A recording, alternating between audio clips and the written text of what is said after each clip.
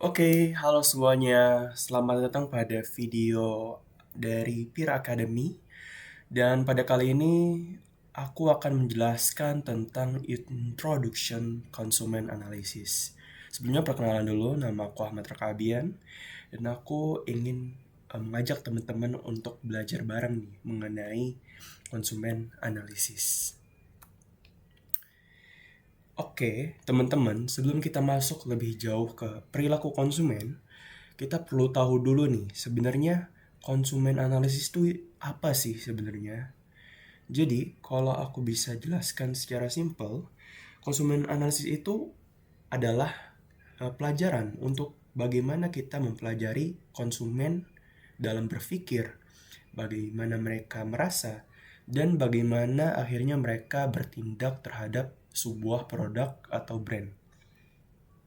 Jadi, bukan cuma soal konsumen itu beli karena butuh, tapi ketika kita gali lebih dalam, kenapa sih mereka butuh? Kenapa mereka lebih pilih brand A bukan brand B? Kenapa mereka rela bayar lebih mahal padahal ada yang lebih murah? Nah, seperti itu. Kita juga harus ingat, konsumen itu kan bukan robot ya. Mereka juga punya emosi, punya nilai hidup, punya self-image, dan pengalaman masa lalu yang mempengaruhi dalam pilihannya. Oleh karena itu, jadi konsumen analysis ini tuh penting banget buat marketer, entrepreneur, bahkan content creator. Tujuannya agar kita bisa bikin strategi pemasaran dan produk yang relevan, ngena, dan tentunya tepat sasaran. Self-concept and consumer behavior. Nah, sekarang kita masuk ke konsep yang menarik, yaitu self-concept. Self-concept itu kan simple ya, yaitu bagaimana seorang melihat dan menilai dirinya sendiri. Nah, di sini itu ada dua bagian yang penting, yaitu yang pertama ada ideal self, yaitu ingin terlihat seperti apa, yaitu mendekati versi terbaik dirinya gitu ya. Terus ada juga actual self, bagaimana dirinya saat ini yang mencerminkan jati dirinya. Menariknya, orang sering membeli produk itu bukan karena fungsi, tetapi karena produk tersebut itu membantu mereka mencerminkan siapa diri mereka atau siapa yang mereka ingin menjadi gitu ya. Misalkan ada orang yang beli sepatu Nike, dia bukan cuma beli sepatu Nike bukan buat olahraga sebenarnya, tapi karena dia ingin terlihat sebagai orang yang aktif, orang yang sporty gitu ya, orang yang percaya diri. Jadi sepatu itu tuh jadi simbol identitas. Nah, makanya produk produk itu bukan hanya barang. Bagi konsumen produk itu bisa jadi cara menunjukkan diri mereka sendiri gitu. Nah, kalau tadi kita bahas kepribadian konsumen, sekarang kita bahas kepribadian dari brand. Nah, sama seperti manusia, brand itu kan brand itu juga punya personality. Ada brand yang terkesan sporty, ada juga yang terkesan elegan, ada yang fun, ada juga yang caring gitu ya.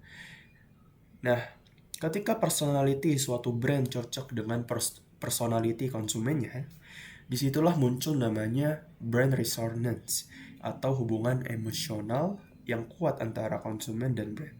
Nah, contohnya di sini aku kasih contoh Starbucks. Starbucks ini itu adalah yang konsumennya itu adalah orang yang suka nongkrong, nongkrong produktif, classy, terus modern. Begitu pula Harley Davidson. Orang yang membeli motor Harley Davidson itu terkesan orang yang freedom, orang yang punya jiwa metal gitu ya, dan lain-lain. Terus juga ada The Body Shop. Orangnya ini biasanya natural, terus ya peduli lingkungan gitu-gitu. Nah, jadi ketika konsumen merasa, wah brand ini tuh gue banget gitu, disitulah mereka mulai loyal dan bahkan mereka rela untuk bayar lebih untuk produk tersebut. Nah, sekarang kita akan bahas dari lifestyle. Nah, lifestyle itu kan menggambarkan bagaimana seorang itu menghabiskan waktu, uang, dan energinya ya. Biasanya, lifestyle itu kan mencerminkan nilai hidup dan prioritas dari seseorang. Makanya, marketer ini sering pakai AIO framework.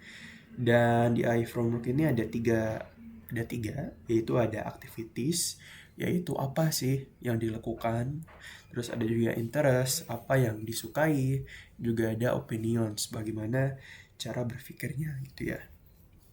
Nah, dari sini kita bisa bagi konsumen jadi segmen-segmen. Misalnya ada health conscious. Jadi ada health conscious, ada tech enthusiast, ada student on budget, ada juga luxury seeker. Nah, coba kita lihat fenomena di mahasiswa. Hobinya ngopi di Starbucks, order GrabFood, bayar pakai GoPay Later, dan Netflixan tiap malam minggu. Nah, itu kan nunjukin lifestyle yang namanya produktif but chill gitu ya. Dan kalau kita paham lifestyle mereka, kita bisa posisikan produk kita lebih akurat. Kita masuk ke consumer attitude. Jadi kalau tadi kita bahas identitas dan lifestyle, sekarang kita akan masuk ke sikap dari konsumen. Nah, attitude itu adalah evaluasi seseorang terhadap suatu produk, brand, atau isu. Nah, sikap itu punya 3 komponen penting, yaitu ada ABC model. Yang pertama ada affect.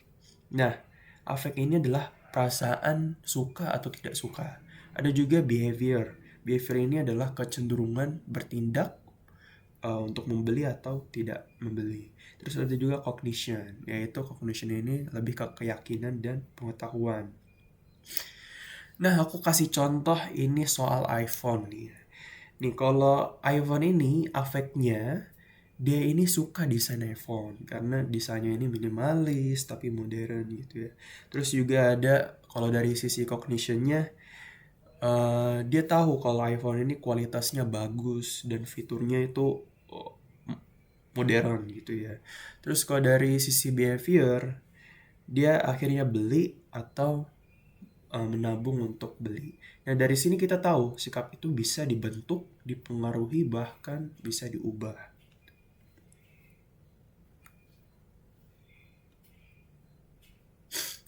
Nah, kita masuk ke persuasion. Nah, kalau sikap bisa diubah, siapa yang mau ubah? Marketer.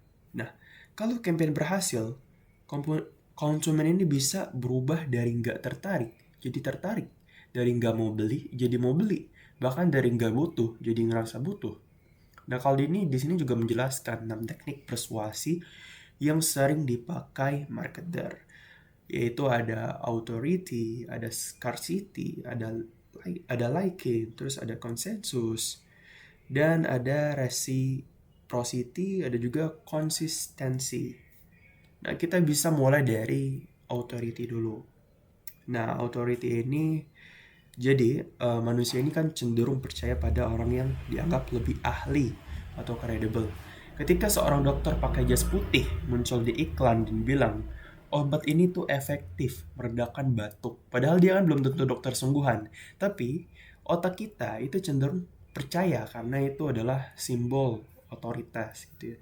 Contoh nyatanya kayak produk skincare pakai label dermatologically. Terus ada juga pasta gigi Pepsodent yang pakai dokter gigi di iklan. Ada juga gadget reviewer yang dia review orang gadget sobat HP gitu ya, bahkan sebelum launch iPhone. Nah, orang percaya bukan cuma karena produknya bagus, tapi karena orang yang ngomong itu terlihat ahli gitu ya. Terus juga ada scarcity. Scarcity adalah trait psikologis yang memanfaatkan ketakutan konsumen akan kehilangan kesempatan atau FOMO bisa disebut. Coba kita perhatikan saat Shopee 11.11 atau Tokopedia Midnight Sale. Ada countdown timer kan, yaitu barang cuma tersisa sedikit, diskonnya cuma sampai jam 12. Nah, kita tidak lagi bertanya, aku butuh barang ini gak? Tapi berubah jadi, kalau nggak beli sekarang nyesel nanti, soalnya waktunya tinggal dikit atau barangnya tinggal dikit gitu ya. Nah, Ini yang bikin flash sale ini selalu ramai karena walau kadang kita beli barang yang sebenarnya kita nggak butuhin gitu sebenarnya. Terus kita lanjut ke liking. Nah, kita lebih mudah percaya dan membeli dari orang yang kita sukai atau kagumi. Makanya, brand-brand ini suka menggunakan influencer atau seleb untuk mempromosikan barangnya. Karena mereka punya kedekatan emosional dengan audiens. Nah, contohnya, itu ada Scarlett yang pakai Song Joong Ki dan Twice gitu ya. Juga ada Gojek pakai Najwa Shihab dan Dian Sastro. Ada juga TikTok Shop yang pakai selebgram cantik yang review produk skincare sambil ngevlog pagi. Nah, bahkan kadang kita tidak beli produknya tapi beli perasaan dekat dengan idolanya.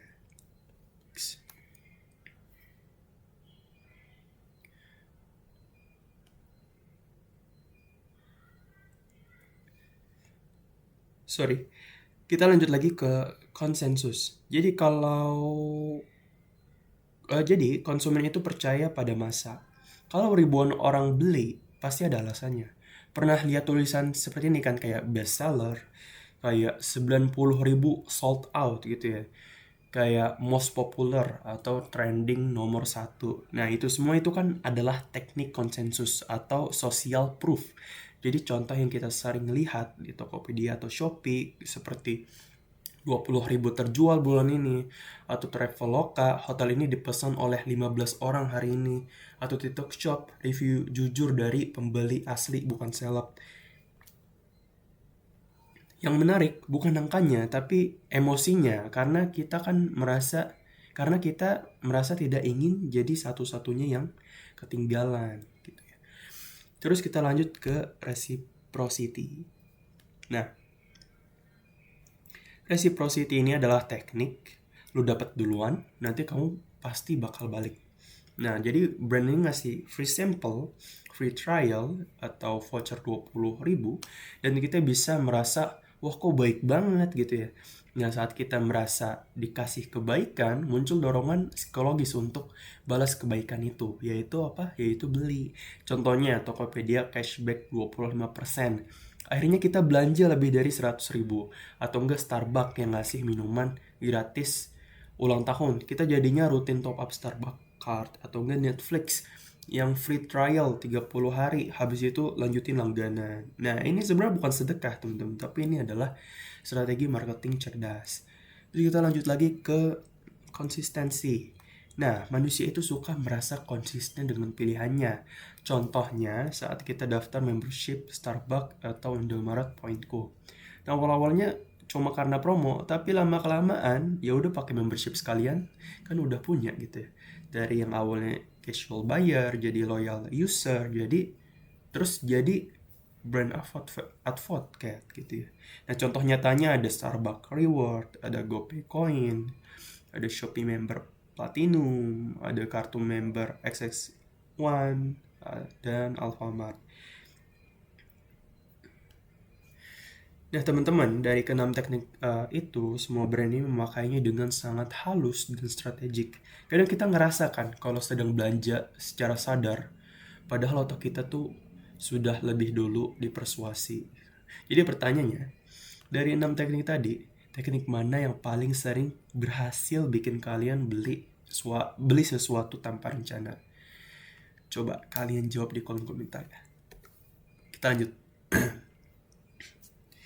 Terus sekarang kita masuk ke learning and memory.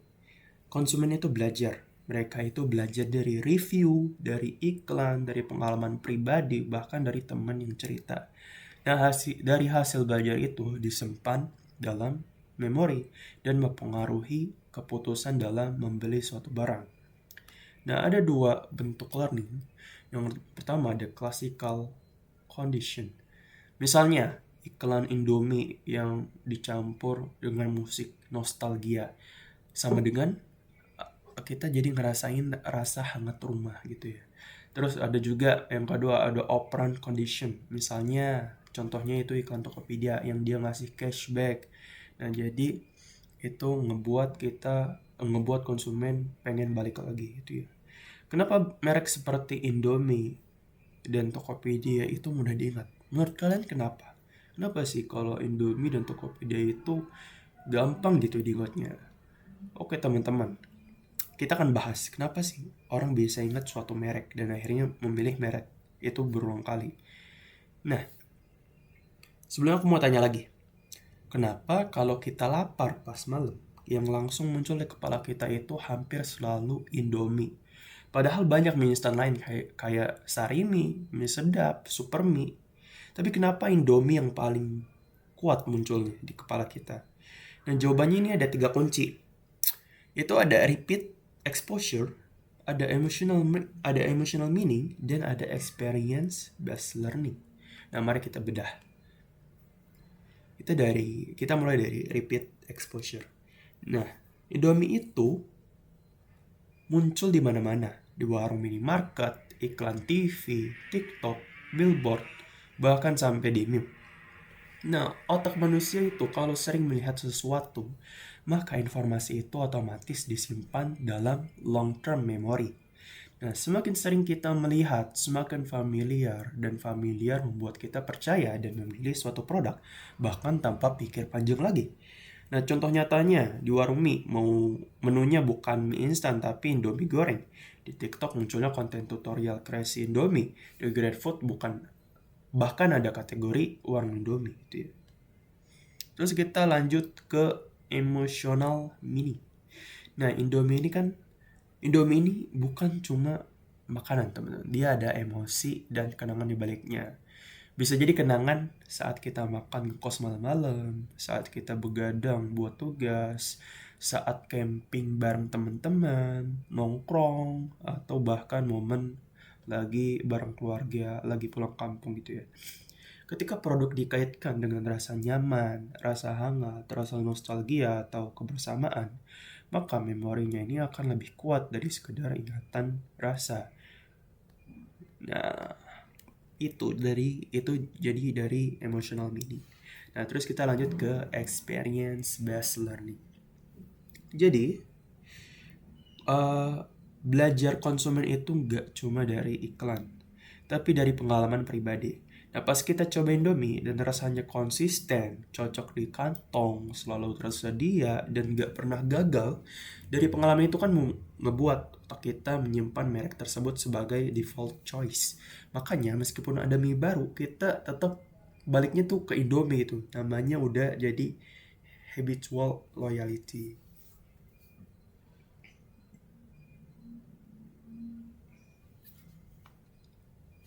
Oke, kita lanjut.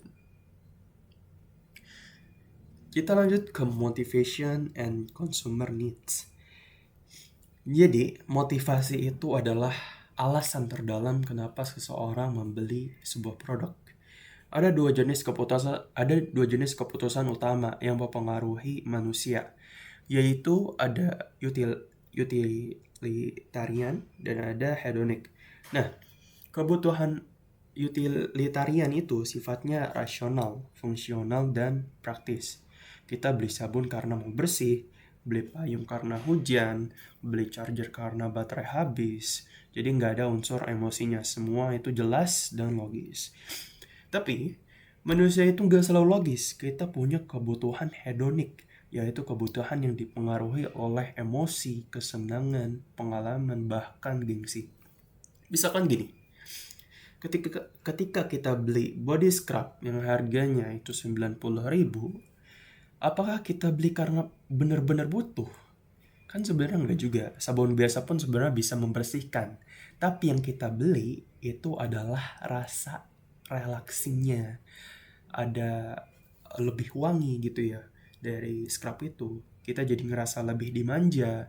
Dan kadang ya kita pengen merasa lebih mewah. Ada unsur self rewardnya gitu. Nah, dari sini hedonic ini muncul. Jadi hedonic ini dia tidak ada lagi soal fungsi, tapi dia lebih ke soal perasaan. Nah, kita bisa ambil contoh, ada studi kasusnya kenapa orang beli Starbucks 52.000. Nah, orang datang ke Starbucks bayar 52.000 untuk segelas kopi yang sebenarnya kalau soal rasa mungkin gak jauh beda sama toko kopi lainnya gitu yang lebih murah. Tapi kenapa sih orang datang ke Starbucks? Karena Sebenarnya yang mereka beli ini bukan kopi. Yang mereka beli ini adalah experience, suasana, lingkungan, bahkan identitas sosial. Jadi, Starbucks ini kan dia kan menyediakan suasana yang cozy. Dia ruangannya wangi, tempat duduknya yang nyaman, terus ada wifi-nya, terus ambience yang membuat kita tuh ngerasa produktif, estetik, bahkan kita ngerasa kita ini orang berkelas gitu ya. Nah, ada bahkan yang bilang, aku fokus belajar kalau di Starbucks. Tapi sebenarnya teman-teman, ini bukan karena kopinya, tapi karena Starbucks itu membuat mereka merasa seperti orang yang fokus, yang produktif dan modern. Jadi yang dibeli itu lebih dari sekedar kopi, lebih dari sekedar kopi. Yang dibeli adalah feel. Yang dibeli adalah feel-nya. Jadi I feel productive, I feel classy, I feel like the best version of myself. Gitu. Makanya motivasi itu nggak selalu datang dari kebutuhan, tapi dari perasaan yang ingin kita rasakan ketika membeli produk itu.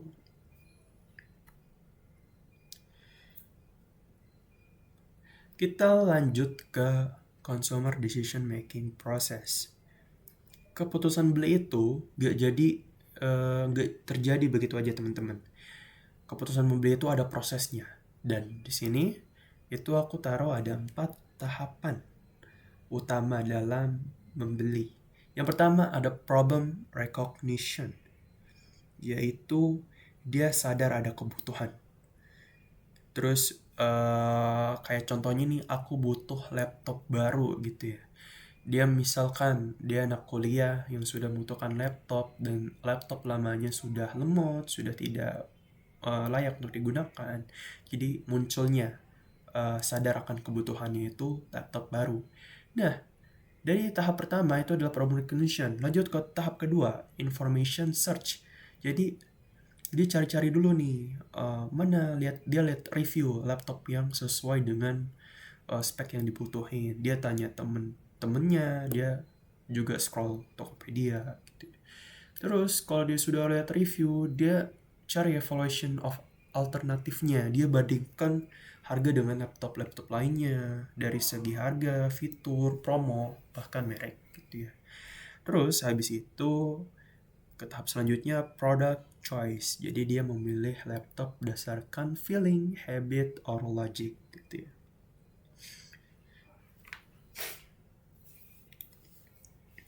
Cara memutuskan buat beli itu ternyata beda-beda. Di sini ada 3 jenis decision making. Yang pertama ada kognitif.